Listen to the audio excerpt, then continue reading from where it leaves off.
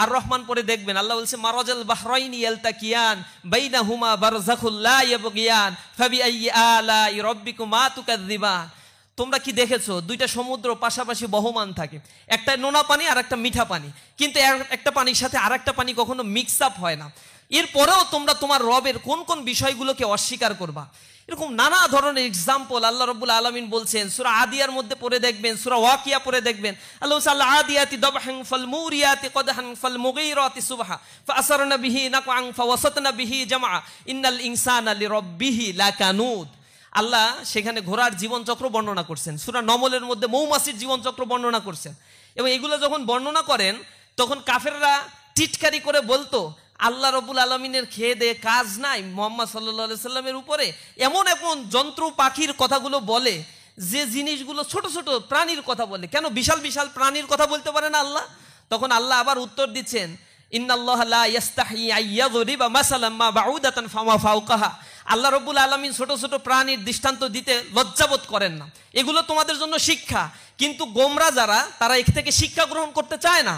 আল্লাহ রাব্বুল আলামিন সূরা আদিয়ার মধ্যে তার জীবনচক্র বলছেন যে একটা ঘোড়া খুব ভোরে প্রাতরাশে তার মুনিব যখন তাকে নিয়ে বের হয়, সে দাঁড়িয়ে থাকে, বসে বসেও ঘুমায় না, দাঁড়িয়ে দাঁড়িয়ে ঘুমায়, কখন তাকে অর্ডার করা হয়।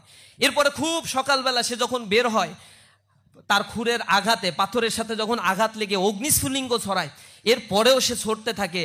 একটা পর্যায়ে যখন তার জীবনের একেবারে শেষ প্রান্তে চলে আসে, এরপরেও সে নিবৃত হয় না সেখান থেকে।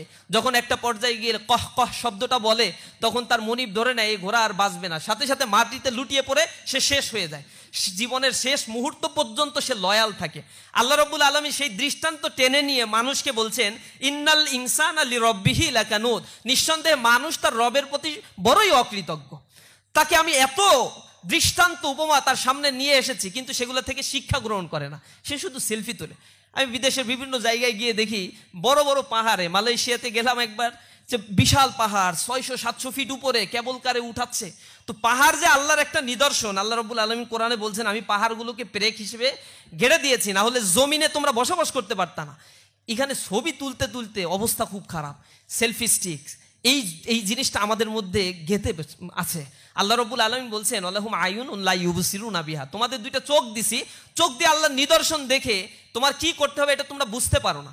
আলাহুম আযানুন লা ইয়াসমাউনা বিহা, তোমাদের দুইটা কর্ণ দিয়েছি, কিন্তু এক কান দিয়ে ভালো কথা বলার পরে শোনো, আর এক কান দিয়ে বের করে দাও। এখান থেকে শিবির আজকে অনেক কথা বলবে, যাওয়ার পরে বলবে it's a political programme, political organisation, so এইগুলা শোনার কোনো প্রয়োজন নাই।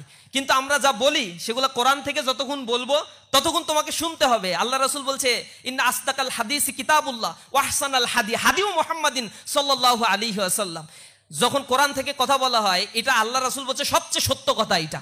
আর আমি মুহাম্মদ সাল্লাল্লাহু আলাইহি ওয়াসাল্লামের কথা যখন বলা হবে, এর চাইতে উত্তম কথা আর হইতে পারে না। সুতরাং এই কথা দিয়ে যতক্ষণ পর্যন্ত তোমাদেরকে নিদর্শন বলে বলে বোঝানো হবে, ততক্ষণ পর্যন্ত এটাকে তোমরা যদি পলিটিসাইজ করতে চাও বলতে পারো। ইসলাম পলিটিক্সের বাইরের কিছু না। ইসলাম রাষ্ট্র ক্ষমতার কথা বলে, ইসলাম হোল সোসাইটি দখলের কথা বলে, ইসলাম বলে তার নর্মস এবং ভ্যালুসকে এস্টাবলিশ করছে একেবারে রাষ্ট্র পর্যায় পর্যন্ত। সুতরাং এই জিনিসগুলো যতই বলা হোক না কেন, আমাদের মাথার ভিতরে এটা নিতে হবে। আমরা এই জিনিসগুলো আত্মস্থ করতে আসলে সম্পূর্ণরূপে ব্যর্থ হয়ে যাই।